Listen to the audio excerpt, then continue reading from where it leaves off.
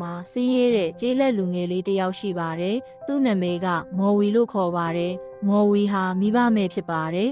။တနေ့မှာတော့မော်ဝီဟာကျေးရွာအနီးကတောအုပ်ထဲမှာသူ့အလုပ်ရှင်အတွက်ထင်းခုတ်ဖို့သွားပါတယ်။တောအုပ်ထဲမှာထင်းရှာရင်းသူဟာလှပတဲ့အင်းအိုင်တစ်ခုကိုတွေးလိုက်ပါတယ်။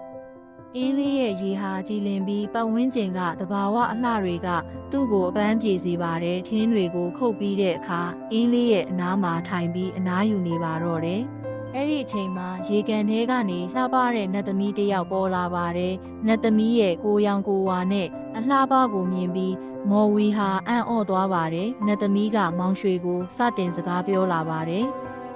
မော်ဝီမင်းဟာသူတပားအသက်ကိုတက်ဖူးသလားဆိုပြီးမေးလာပါတယ်မော်ဝီကမတက်ဖူးကြောင်းပြန်ဖြေပါတယ်သူတပားပစ္စည်းကိုရောခိုးယူဘူးသလားအစရှိတဲ့ငါးပါးတီလာနဲ့ပတ်သက်တဲ့မေးခွန်းတွေမေးပါတယ်